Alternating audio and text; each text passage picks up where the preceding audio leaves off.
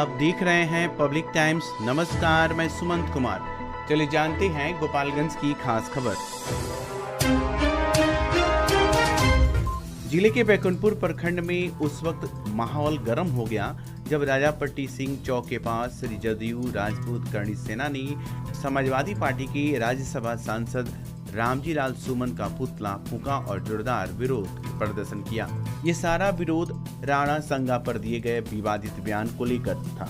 करणी सेना के कार्यकर्ताओं ने इसे वीर शिरोमणि राणा सांगा का अपमान बताया और सांसद से तत्काल माफी मांगने की मांग की। सैकड़ों की संख्या में जुटे प्रदर्शनकारियों ने नारेबाजी की और चेतावनी दी, अगर बयान वापस नहीं लिया गया और माफी नहीं मांगी गई तो आगे और उग्र आंदोलन किया जाएगा। प्रदर्शनकारियों का कहना है कि मुगलों की सेना से कई बार लोहा लेने वाले राणा सांगा के खिलाफ की गई टिप्पणी न सिर्फ आपत्तिजनक है बल्कि पूरे हिंदू समाज का अपमान है। करणी सेना ने इसे सांसद की संकीर्ण मानसिकता का प्रतीक बताया और कहा कि राणा सांगा को गद्दार कहने वाले बयान को किसी भी हाल में बर्दाश्त नहीं किया जाएगा। हम यही कहेंगे कि हम लोग के पूर्वज राणा सांगा जी उनके विषय में अभद्र टिप्पणी करने अभद्र भाषा बोलने के विरोध में हम लोग उनका पुतला जला रहे हैं। हम लोग कतई बर्दाश्त नहीं कर सकते हैं जो हम लोग के पूर्वज को कुछ भी बोल देगा। हम लोग छतरी हैं, हम लोग छतरी का काम क्या है, सबको लेकर चलना, सब समाज के साथ हम लोग चलते हैं। हम लोग अकेले नहीं चलते हैं। हम लोग चाहते हैं कोई भी गरीब हो, कोई भी किसी जाति से हो, उससे हमको कोई मतलब नहीं है। हम लोग को मालूम चल जाएगा कि उसके साथ कोई दुर्व्यवहार हो रहा है, उसके साथ कोई जबरदस्ती हो रहा है, तो वहाँ हम लोग बर्दाश्त नहीं करते। वहाँ बिना पूछे हम लोग कूद जाते हैं। छतरी का मतलब यही होता है। हम लोग कर रहे हैं, हम लोग के पूर्वज बाप दादा परदादा करते आ रहे हैं। हम लोग का खून, हम लोग उस खून से बिलोंग करते हैं कि हम लोग कोई भी किसी जाति का उसके ऊपर विरोध होगा तो हम लोग बर्दाश्त नहीं करते। मेरा नाम पंकज सिंह, राजापट्टी कोठी मेरा घर है। गोपालगंज में एक निसंतान दंपति की गोद आज एक मासूम बच्चे से भर गई। दत्तक ग्रहण नियमावली 2022 के तहत जिला पदाधिकारी प्रशांत कुमार CS ने अपने कार्यालय कक्ष में लगभग 6 माह के एक बालक को गोद लेने के लिए अंतिम रूप से सौंपा। इसके पहले भी इसी वर्ष 7 जनवरी को एक और बच्चे को दत्तक के लिए सौंपा गया था। वर्तमान में गोद लिए गए इस बालक को 20 फरवरी 2025 को प्री अडॉप्शन फोस्टर केयर के अंतर्गत अस्थायी रूप से दिया गया था। दत्तक ग्रहण विनियम 2022 के नियमों के मुताबिक 2 महीने की अवधि के भीतर दत्तक प्रक्रिया को अंतिम रूप देना जरूरी होता है। इस अवसर पर जिला पदाधिकारी ने जिलावासियों से अपील की कि अगर किसी को अनाथ या परित्यक्त बच्चा मिलता है तो उसे समाज कल्याण विभाग के अधीन चलने वाले विशिष्ट दत्तक ग्रहण संस्थान हजियापुर गोपालगंज को सौंपे। साथ ही जो भी निसंतान दंपति बच्चे को गोद लेना चाहते हैं वे कारा यानी कि सेंट्रल एडॉप्शन रिसोर्स अथॉरिटी की वेबसाइट पर ऑनलाइन आवेदन कर सकते हैं। विशेष जानकारी के लिए विजय कुमार समन्वयक से मोबाइल नंबर 82 10 49 11 52 पर संपर्क किया जा सकता है। इस कार्यक्रम में प्रशांत मिश्रा, सहायक निदेशक कुमारी अन्नू, समारी कार्यकर्ता रमाकांत गुप्ता, परामर्शी महेश कुमार और विजय कुमार समन्वयक समेत कई अधिकारी मौजूद रहे।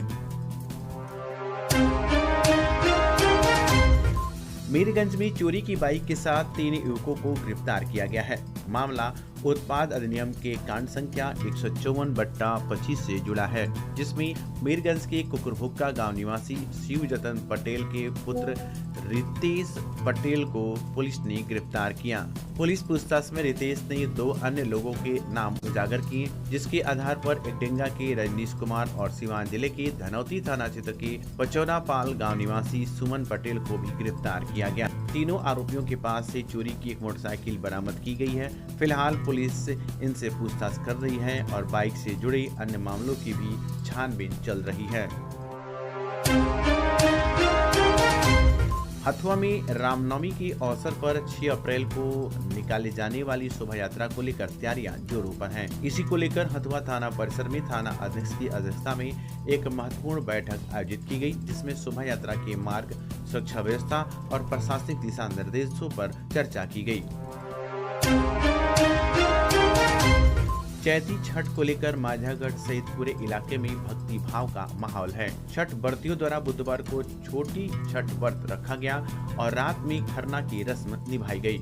अब गुरुवार को व्रती पूरे 24 घंटे का निर्जला व्रत रखेंगे।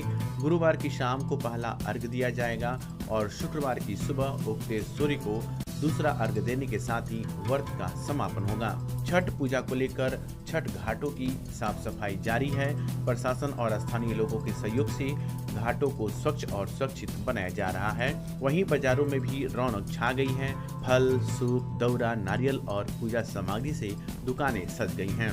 व्रती महिलाएं और पुरुष छठ पूजा की आवश्यक सामग्रियों की खरीदारी में व्यस्त दिखे। छठ पर्व को लेकर पूरे इलाके में श्रद्धा, संयम और आस्था का वातावरण बना हुआ है।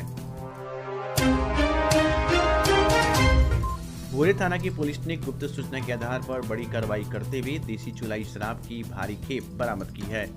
जानकारी के मुताबिक ये कार्रवाई परसौनी पूरब टोला में ज्ञान चंद्र बीन के घर के पास की गई, जहां पुलिस को पहले से सूचना थी कि शराब छिपाकर रखी गई है।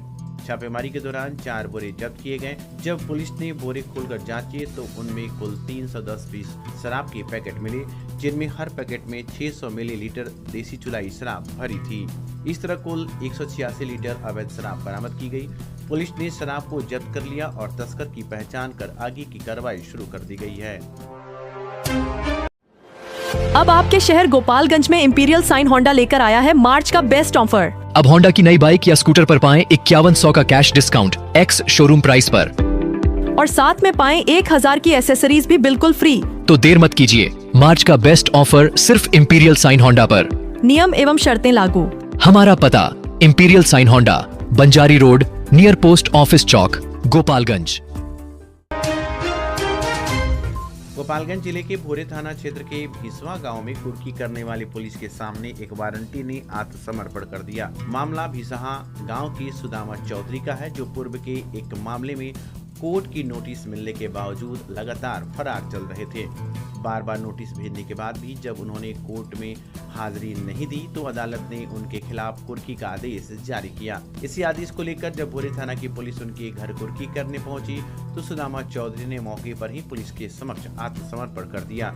इसके बाद पुलिस ने कुर्की की कार्रवाई रोक दी और सुदामा चौधरी को मौके पर गिरफ्तार कर लिया। इस मामले में शामिल एक अन्य आरोपी की पहले ही मृत्यु हो चुकी है, जिसकी पुष्टि के लिए पुलिस ने उसका मृत्यु प्रमाण पत्र भी लिया है। फिलहाल पुलिस ने सुदामा चौधरी को न्यायिक हिरासत में भेज दिया और आगे की प्रक्रिया जारी है। थावे महोत्सव 2025 को लेकर तैयारियों का जायजा लेने के लिए जिला प्रशासन पूरी तरह से सक्रिय हो गया है। जिले के जिला पदाधिकारी प्रशांत कुमार सीएच, पुलिस अधीक्षक अवधेश दीक्षित और विकास आयुक्त कुमार निशांत विवेक ने संयुक्त रूप से महोत्सव स्थल का निरीक्षण किया। गौरतलब है कि ये महोत्सव 7 और 8 अप्रैल 2025 को आयोजित होना है। निरीक्षण के दौरान अधिकारियों ने मंच की व्यवस्था, पार्किंग, महिला और पुरुष दर्शक, दीघा और मीडिया गैलरी की तैयारियों की गहन समीक्षा की। इसके साथ ही सुरक्षा को प्राथमिकता देते हुए महोत्सव स्थल पर सीसीटीवी कैमरों की स्थापना को लेकर निर्देश जारी किए गए।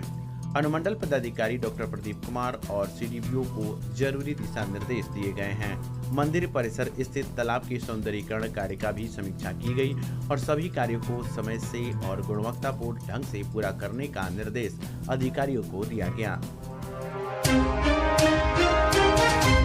गोपालगंज जिले के हथुआ प्रखंड अंतर्गत पंचायत राज सिंहा की सिंहा टोला बगही गांव स्कूल खेल मैदान का निरीक्षण जिला पदाधिकारी प्रशांत कुमार सीएच ने किया। निरीक्षण के दौरान जिलाधिकारी ने संबंधित पदाधिकारियों को स्पष्ट निर्देश दिए कि खेल मैदान का निर्माण कार्य शीघ्र पूरा किया जाएगा ताकि स्थानीय युवाओं को बेहतर खेल सुविधा मिल सके। इस मौके पर जिलाधिकारी ने पंचायत के मुखिया पति और समाज सेवी अजय मिश्रा को भी दिशा निर्देश देते हुए कहा कि खेल मैदान का सौंदर्यीकरण जल्द से जल्द शुरू कराया जाए, जिससे क्षेत्र के खिलाड़ियों को एक प्रेरणादायक वातावरण मिल सके। निरीक्षण के दौरान गोपालगंज डीडीसी, हथुआ प्रखंड विकास पदाधिकारी, हथुआ अंचल अधिकारी और स्थानीय ग्रामीणों में पूर्व सरपंच विभय श्रीवास्तव, ईश्वर सिंह, अभय श्रीवास्तव, चंद्रशेखर कुमार और सुदर्शन शाह सहित सैकड़ों लोग मौजूद रहे। थावे जंक्शन पर अब टिकट लेने के लिए लाइन में लगने की जरूरत नहीं। Mobile unreserved ticketing system MUTS की शुरुआत बुधवार से कर दी गई है। DCI शिवान विशाल कुमार सिंह ने जानकारी दी कि ये सुविधा वरिष्ठ बरीज प्रबंधक बनारसी शेख रहमान के निर्देश पर शुरू की गई। इस नई व्यवस्था के तहत स्टेशन परिसर में घूमते हुए यात्रियों को मोबाइल के माध्यम से अनरिजर्व टिकट जारी किया जा रहा है। शुरुआत के पहले दिन यात्रियों ने से कुल 5,000 रुपये का टिकट MUTS के जरिए काटा गया, जो एक अच्छा संकेत माना जा रहा है। इस मौके पर CCTC व्यास चौहान, स्टेशन अधीक्षक योगेंद्र सिंह और RPF के संतोष कुमार राय भी मौजूद रहे। चैत्र नवरात्र के शुभ अवसर पर श्रद्धालुओं की सुविधा को ध्यान में रखते हुए रेल प्रशासन ने एक खास फैसला लिया है। अब थावे हथुआ स्टेशन के बीच थावे जंक्शन के पास स्थित देवी हाल्ट स्टेशन पर 4 अप्रैल से 7 अप्रैल 2025 तक अप और डाउन सवारी गाड़ियों का ठहराव किया जाएगा। ये निर्णय नवरात्र मेला में बढ़ती भीड़ और श्रद्धालुओं की सुविधा को देखते हुए लिया गया। इसकी जानकारी सहायक बरीज प्रबंधक बनारसी DK सिंह ने दी। उन्होंने बताया कि 4 दिनों तक चलने वाली ये सुविधा श्रद्धालुओं के लिए राहत भरी साबित होगी। रेल प्रशासन का कहना है कि इससे स्थानीय यात्रियों और देवी स्थान दर्शन को आने वाले श्रद्धालुओं को काफी सहूलियत मिलेगी। मौसम ने एक बार फिर करवट ली है और आसमान में छाए बादलों को देखकर किसानों की चिंता बढ़ गई है। बुधवार को माझागढ़ और आसपास के इलाकों में घने बादल छाए रहे, जिससे तेज आंधी और बारिश की संभावना जताई जा रही है। अगर ऐसा होता है तो तैयार गेहूं की फसल को भारी नुकसान हो सकता है। इस समय गेहूं की फसल पूरी तरह से तैयार है और कई जगहों पर कटनी का काम भी शुरू हो गया है। ऐसे में अगर बारिश या आंधी आई तो फसल गिरने की संभावना की आशंका है। गिरी हुई फसल की गुणवत्ता कम हो जाती है और आधा उत्पादन खराब हो जाता है। किसानों का कहना है कि वह खून पसीना एक करके मेहनत करते हैं इस उम्मीद में कि इस बार अच्छी आमदनी होगी, लेकिन अगर मौसम साथ नहीं दिया तो लागत निकालना भी मुश्किल हो जाएगा। कृषि विशेषज्ञों का कहना है कि किसान मौसम पर लगातार नजर रखें, जहां संभव हो वहां फसल की कटनी जल्दी पूरी करें। गोपालगंज के माझागढ़ से एक प्रेरणादायक खबर सामने आई है। जदयू के जिला प्रवक्ता ब्रजकिशोर सिंह की पुत्री अदिति सिंह ने नवोदय विद्यालय की प्रवेश परीक्षा पास कर ली है। अदिति सिंह हंसराज पब्लिक स्कूल में पढ़ाई कर रही हैं और वहीं से उन्होंने 5वीं वर्ग में नवोदय की तैयारी की थी। सत्र 2025-26 में 6ठी कक्षा में नामांकन के लिए आयोजित प्रवेश परीक्षा में अदिति ने सफलता हासिल की है। इस उपलब्धि पर उनके पिता ब्रजकिशोर सिंह ने खुशी जाहिर करते हुए कहा कि मेरी बेटी अगर ऐसे ही मेहनत करती रही तो एक दिन अपने लक्ष्य तक जरूर पहुंचेगी। परिवार और विद्यालय दोनों ही अदिति की मेहनत और सफलता से बेहद खुश हैं। ये उपलब्धि न सिर्फ उनके परिवार के लिए गौरव की बात है, बल्कि जिले की बेटियों के लिए एक प्रेरणा है। तो ये थी गोपालगंज की खास खबर। आपका दिन शुभ हो। धन्यवाद।